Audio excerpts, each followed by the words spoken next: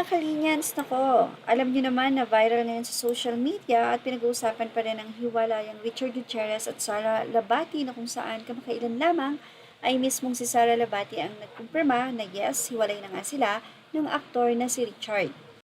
Ganun pa man, nagkasundo ang dalawa sa kanilang parenting. So, pareho ngang inaalagaan nila Sara at ni Richard ang kanilang mga anak. Samantala, nag-viral sa social media ang naging post kamakailan lamang ng ina ni Sara Labati na si Esther Labati na kung saan ay nag-post nga ito na may picture siya sa Department of Justice at doon ay may caption na finally, na-post ko na itong picture na to, taga rito ako sa Philippines, ngayon lang ako nakapagpa-picture dito sa DOJ.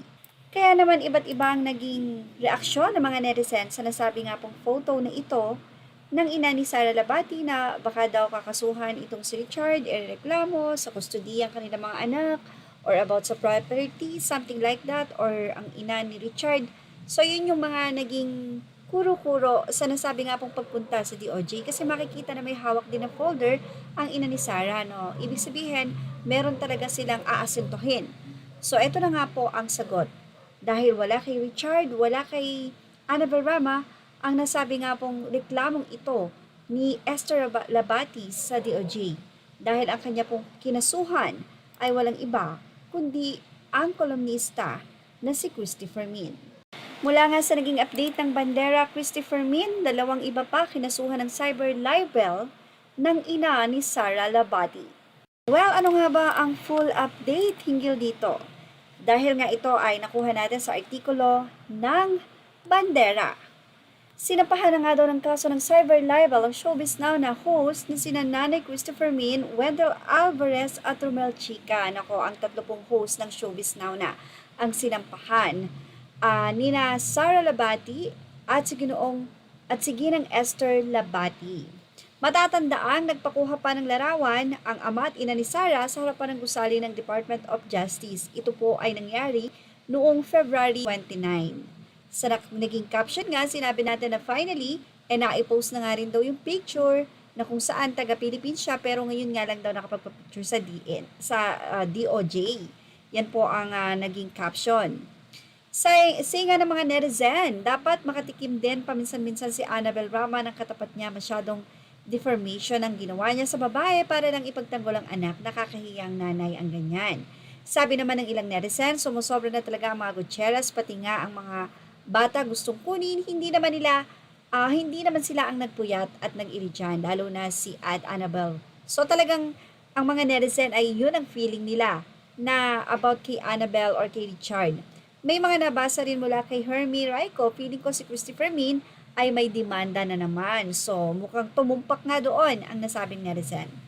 Yes, kinumpirma ito ni Christy na silang tatlo ni Romel Chica at Wendell ang kinasuhan ng magulang ni Sara. Kwento ni Christy sa Showbiz Now na vlog nila noong lumabas ang paghihiwalay ni na Richard Gutierrez at Sara Labati ay walang sino man sa kanilang dalawa ang kumpirma ang tagal. Hanggang sa isang araw ay nagsalita rin si Sara, I am single. Nabanggit ni Christopher Min na wala pa kina Richard at Sara ang nagpapawalang bisa ng kasal nila o nag-file ng annulment. Kaya wala pa raw karapatan ang sino man sa kanila ang magsabing I am single. At sinabi ng SNN host ang tungkol sa larawang ipinost ni Miss Esther na nasa harap ng DILG. Tutal, sa kanya na rin po nanggaling ang tungkol sa larawan ay kami na po ang kukumpirma. Kami pong tatlo ang kinasuhan ng cyber libel at hindi na po kami magdedetalye kasi ang mga abogado po namin ang nakakaalam ng mga detalyeng ito. Nagkaharap na po kami ng minsan ni Aling Esther at naging maayos po ang aming pagkikita sa Piskalya ng Quezon City. Kami po yon at huwag na po kayong manghula na baka may isang pa kay Richard Gutierrez, kami po ang sinampahan nila ng kasong cyber libel. Bahagyang naikwento rin ni Nay Christy ang malaking pagbabago ngayon kapag pumunta sa piskalya dahil lahat ng nagsampa ng kaso at ang mga kinasuhan ay maghihintay sa labas ng gusali at hihintayin ang tawag ng mga pangalan na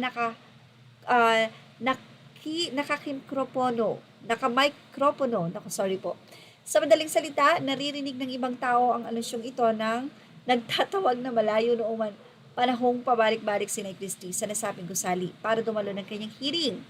Dati nakakapasok ka roon ng piskal at titingnan mo kung pang ilan ka o numero. Ngayon iba na, nasa labas na po yung mga nagdedemanda at idinemanda. Tapos tatawagin na nga raw po sa mic.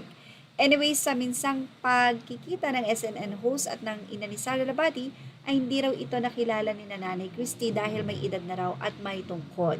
Ang ibinigay na schedule sa susunod na hearing ay hindi tugma sa schedule niya dahil may radio program sila kaya nakiusap si Nanay Christie na hindi siya makakarating dahil may program sila kaya nag-request siyang iurong ang oras.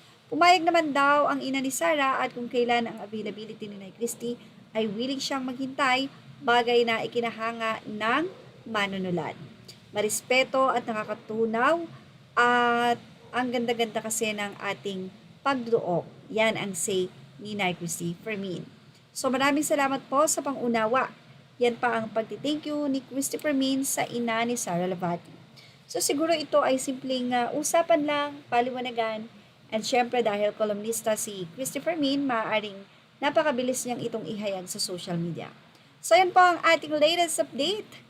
At in fairness naman kay Manay Christie Fermin, sinabi niya ito para lang hindi na mag-speculate ang mga netizen na si Ma'am Annabel Rama at Richard Gutierrez ang kinasuhan ng ina ni Sara Labati. Good for Christie Fermin. Yan ang ating Miss Lee Vlog update. Thank you for watching.